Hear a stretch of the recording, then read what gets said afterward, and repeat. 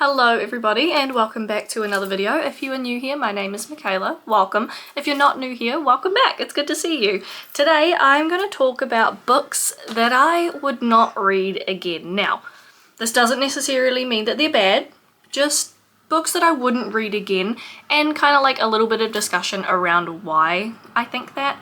Now, you guys might agree with me, you guys might not. Please feel free to leave me a comment down below letting me know because I'd love to discuss it with you.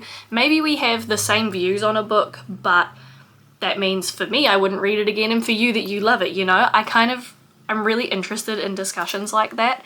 And like I said, not all of these books I hate or didn't like or didn't enjoy.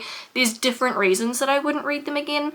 But based off what I'm going to talk about, maybe you guys can give me some suggestions for books that I might like and might want to read a million times. So it's not a necessarily very long list, but I'll just dive right in. You guys can tell me what you think.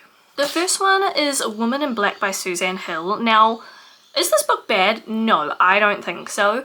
But it didn't really wow me. There were some little moments of like tension for me, and I know the whole book is supposed to be about tension building, but for me it was kind of just like rolling, like going with the motion sort of things. Like, yes, it was telling a story, but it wasn't gripping for me.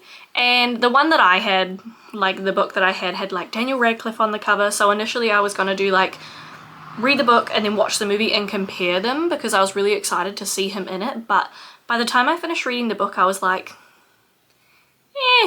not a bad book by any means. I just felt like there wasn't any moment of whoa, or you know, there was no like huge climax for me, nothing that really made everything make sense and everything wrap up. And maybe that's what the book is supposed to be about. Like, maybe it's not all supposed to be put together in like a neat little bow and be like, okay, this is the meaning behind everything, have a good rest of your day. But for me, it kind of just didn't hit the way that I really wanted it to. I expected it to be super scary, super thrilling, because that's what everyone had kind of told me that it was going to be. And then it was kind of just like, So, did I like it? I didn't think it was bad, but I wouldn't read that one again, personally. Okay, the next one, I actually thought this book was very good. It was Perks of Being a Wallflower by Stephen, is it Chbosky? I'm so sorry about that one, I did my best. This, again, I was gonna do the, like, read the book, watch the movie, do the comparison. I still might, so don't write that one off. We might see a video in a few months of me, like, comparing all of these things. But I really enjoyed this book. I thought it was very, very good. For me, it just didn't have the rereadability. Like, could I sit here and have, like, a full discussion with you about every single thing that happened in the book? No, because to be honest, I did read it a couple of years ago and not every detail kind of stuck in my mind, but it was good enough for me to really enjoy it at the time. And I think I rated it quite highly. I rated it either like a 4 or a 5 out of 5.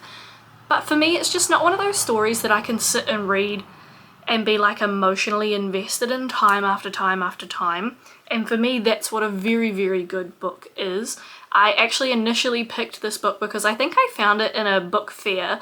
But when I was doing the like whole movie comparison idea, I was like, oh, there's a Daniel Radcliffe movie, Emma Watson movie, because everybody in my life knows that I love Harry Potter, so I thought it would be cool to do like movies with the cast in them. That's a really good video idea. Just putting that out there, go me. Have I done it yet? No. Will I? Probably not, but keep your eye out. Yeah, I think this one's a nice book. It did have me like, I didn't speed read it or anything, but I did really enjoy it. It's not one that I would write home about and recommend to my friends, but if anyone turned around to me and said, oh, did you like this book? I would say, yeah, I absolutely did. Okay, another one I really enjoyed but wouldn't read again is The President is Missing by James Patterson and Bill Clinton. Now, James Patterson is like huge. I'm pretty sure everybody's heard of him. I'm pretty sure my sister collects his books and has like almost every single one. And that was sort of what I was doing, was I was collecting the Alex Cross series. I don't think I've actually read any because I went on this like phase where I wanted to collect every single book in the series before I started reading them, because my problem is that if I read like 1, 2 and 3 but don't have 4, takes a really long time to find 4, the way my brain works is I then have to start all over again. So because there's so many books in the series, I didn't want to get to 15, not have 16, and then have to start all over again. Okay, now you get where my brain was going. But I found a couple of standalone books that didn't fit into the series that I thought I could read to get like the gist of how James writes. And I thought this was great. This was the type of story that at the start I was a little bit like, okay, bit slow, it's alright, we'll see where it goes. But it actually ended up being really enjoyable for me, and it sold me on James's writing. So particularly this story, do I think it's super like rereadable? Not really. I don't think it quite gripped me as much as I really, really wanted it to. I found it good, did find it a little bit slow, but it convinced me that I do enjoy James's writing, and I'm definitely going to look into his other books so that I can read more of them, because maybe that one standalone book just wasn't the one for me, but like the Alex Cross series might be amazing, or his other standalone books, or books that he's written alongside other people, they might just be the ones for me, the ones that send me into like, you know, that obsessive spiral that you get with certain authors. So that's what I'm hoping for to come from that one anyway. Okay, here's another one that I actually thoroughly enjoyed, like 5 out of 5 book, is My Sister's Keeper by Jodi Picoult. Now, the only reason I would not read this book again is because it absolutely tore my heart out. I have not seen the movie. I've seen clips of the movie on like TikTok and stuff like that, but I've not watched the movie, and I'm not sure that I can. It was so sad, so horrifically sad, but so good, so well written. This is the kind of book that I will recommend to my friends and my family, and if I stumble across someone at a book fair that has it in their hand, I will run up to them and rave about how good this book is and how much I think they should read it. But could I read it again? I genuinely don't know if I can emotionally torture myself in that way, especially now that I know what happens, because like it was sad the whole way through, and I kind of like, you know, like I related to it a little bit, being like, oh, you know, I get it, I get how she's feeling, blah blah blah blah, and you think you get the gist of the story, and then there's just the big twist right at the end, and I was distraught. I read it in my car right before I had to go to work at like 7:30 in the morning, and I was a fucking mess because I didn't expect it to end that way. And now obviously it wouldn't hit that hard if I were to read it again, but I'm a very, very soft, very emotional person, so it would still hit relatively hard. I don't think I can do it again. It was so sad, but so good. 10 out of 10 kind of book good. Okay, now on to books that I didn't really like so much, and that's why I won't be rereading them. The first one, I think I might have mentioned this in a like end of year review that I've done, because I've done a couple of them now. It's The Call of Cthulhu and Other Frightening Tales by H.P. Lovecraft. I fucking hated this book. There's one story in this book, because first of all it's like a collection of stories, and I love books that are like collections. I love little stories that like all kind of piece together, or maybe they don't piece together, they're just by the same person. I love that kind of stuff, but there's only one story in this whole book that actually like stood out as anything not fucking terrible, and it's this one it's about like alien looking penguins. That's all I've got. You're in the Arctic, there's penguins, but they're not normal penguins, they're like big penguins.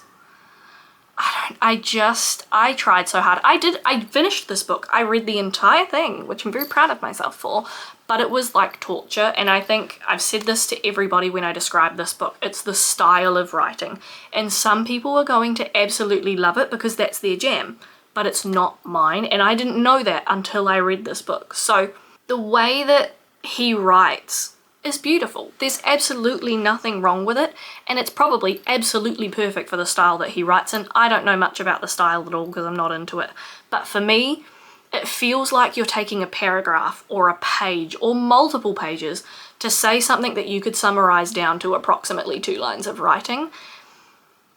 And that's me. I do not like books that fuck around. I am a get to the point black and white kind of person, and that's how I like my books as well. So it's purely for that reason that I wouldn't reread this book, because I spent half of it going, get to the fucking point.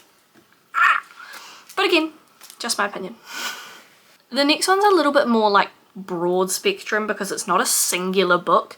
It's anything that's under the title of O's Little Book of. So it's written, or all of them I guess, are written by the editors of Oprah's magazine, and they're different books of like the ones that I've read, for example, was like O's Little Book of Happiness, O's Little Book of like Purpose, or things like that. I've read a couple of them and I just don't understand them. Like, I suppose the first one that I read was the happiness one. And I think at the time when I brought it, I expected it to be like a little bit of like almost a self-help guide or something. And it's definitely not. What they are, in my experience, is just like a collection of stories, sort of like the book before, you know, but these ones are written by different people. And it's like, for the happiness one, this is going to be my main example, they're all like stories from people who like, this is how I realized I already had happiness, or like, this was my journey to happiness. And that's all well and good. There's nothing wrong with the stories. It's just like, it doesn't really make a lot of sense to me. Like, some of them I read and I'm like, okay, nice story, but how does it fit into the title of the book or the theme of the book? You know, I have read about 3 or 4 of these, and in every single one I have had that experience of like, this is nice, but why the fuck is it here, sort of thing. So again, you might read these books and they might really resonate with you because they're not directly self-help, but they're kind of like more just like inspiring in the way of someone else is talking about what happened to them and maybe it'll encourage you to think about what's happened to you, sort of thing. And that doesn't work for me, but it probably does work for someone. I don't think, in my experience anyway, the books are super popular. I've only seen them in literally one store ever, and that was probably about 3 years ago. I don't even know if they're still printing them, but yeah, at the time I thought they were going to be groundbreaking, and I was just like, I was so let down. It's getting windy. I think it's going to storm, which is really weird because it is not storm season. And there's a branch that hangs really close to my house that like I'm worried is gonna snap off. Not because it would damage anything, but just because it would be like really ugly on the lawn and then I'd have to figure out a way to get rid of it. Okay, the next one I had really high hopes for, but unfortunately wasn't for me. It's called The Complete Jack the Ripper by Donald Rumbelow. I think I'm saying his name right. Sorry, I'm reading the names off my phone like I always do, just if you're wondering why I stare down there occasionally. But first of all, the complete what? Like, The Complete Jack the Ripper what? The title always bothered me, and I think it's just there's something I'm not clicking about it, and that's totally fine, but I'm like, the complete what? The complete what of Jack the Ripper? The Complete Jack the Ripper what? Don't understand. And honestly, that should have been my first like red flag that this book was not for me. I found this at like a charity sale. I think I brought it for $1, so I can't be mad about it like costing me a lot of money or anything. But this book, the first portion of this book where they talk about like the actual killings and the information, what happened, the time frame, all of that, that was really good. That was pretty far up my alley. I was like, okay, information, facts, all of this stuff, we're getting to the point, fantastic. And then it kind of moved into the suspects and a few other things, and it just got so boring. Like, genuinely, I don't know, and this is going to be really mean, so if you like this book, I'm sorry, but I don't know how you can take one of the most well-known, well-notified, fascinating murder sprees in all of the world, it's Jack the Ripper for God's sake, and make it so fucking boring. You guys know that I try not to be like unnecessarily mean or like speaking out of turn, yucking anybody's yum, but this book is the second worst book I have ever read in my entire life, and the first one is Mein Kampf, so that's saying something to you. I read Mein Kampf last year. It took me 6 fucking months, and yeah, that's on this list too. I will never ever touch that book ever again. It is the biggest piece of shit I've ever fucking read, and this other book This fucking Jack the Ripper comes in a rather close, surprisingly close second place. No, it doesn't actually. It's not surprisingly close. It's like Mein Kampf, and then there's like this massive gap to every other book that's ever been written. Then it's Jack the Ripper. That rant might have been a little bit intense, but both of these books, for multiple reasons, I would not read them again. But the main one for both of these books is that they are just so fucking boring. So boring. Like, you could do anything with the wealth of information that is at your fingertips, and you just choose to put people to sleep instead. I fell asleep reading Mein Kampf. Genuinely, I can't count how many times. It's one of the reasons it took me 6 months to read it, because every single time I picked it up, it put me to sleep. It's so bad.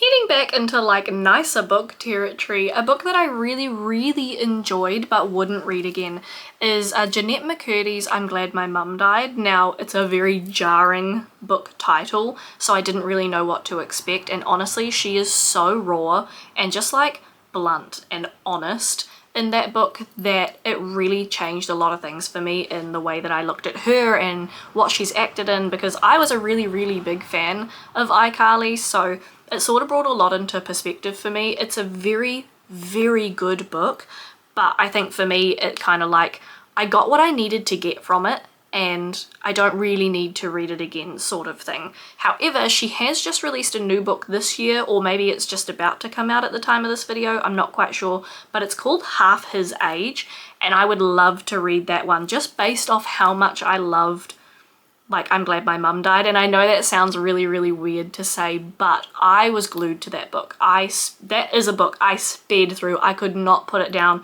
It made me laugh, it made me cry, it made me have like real life friggin', what do you call it? Like, I don't know, I can't even articulate how much I enjoyed reading this book. Maybe saying I loved this book it feels a little bit weird for what the topic was, but you know, I did enjoy reading it a lot, and she is such a good writer. I can't wait to read Half His Age. I bet that is going to be just as fantastic as well. Other ones that kind of sit in the same bracket as that is like 12 Years a Slave. I read that one. That one was a lot different than what I was expecting it to be, but it was quite good. I, again, enjoyed it. Obviously, you don't enjoy the content because it's very jarring, it can be very emotional, but the way that it's written is fantastic. This is another one where I think I would actually watch the movie to this book. Like, I liked the book so much and I thought it was so well written, the story is so compelling, that I could only hope that the movie would be just as good. So I'd watch it to give it a go, but I wouldn't read the book again because, like I said with Jennette's book, I got what I needed to get out of it, and I don't think rereading it would provide me with anything new, you know? That doesn't make it a bad book, it means it's a fantastic book. It portrays everything that it needs to portray to the reader the first time through, you know, there's no like cloudiness or confusion or anything like that. And I have a lot of books that I have read that are like that I've really enjoyed, but you know, I don't feel the need to pick them up again, and that's absolutely okay. As for me right now, I think that is about all of them on my current list anyway. I'm sure that I will read some books that go into that category. In fact, I think I'm reading one right now that's going to be in that category, and it's not because it's necessarily bad, it's just not necessarily good. So we'll see. I am trying to broaden my horizons when it comes to reading, so I'm reading a lot of different things that I wouldn't usually reach for, and I think that's why this category is getting bigger for me, because I'm trying new things, not necessarily enjoying them, but not hating them, and I think that's why I'm continuing to reach out and just grab weird, sort of like more off-the-wall books that you haven't really heard of. I also love a good book sale, so if I can walk in somewhere and find a book that has like an interesting cover for $1 or $2, it's gonna come home with me. Doesn't matter if it's good, we'll figure it out when I read it. Anyway, that storm is definitely rolling in overhead and I still need to go and buy my groceries, so I'm gonna go and do that now. I want to say a big thank you to you for watching if you made it this far.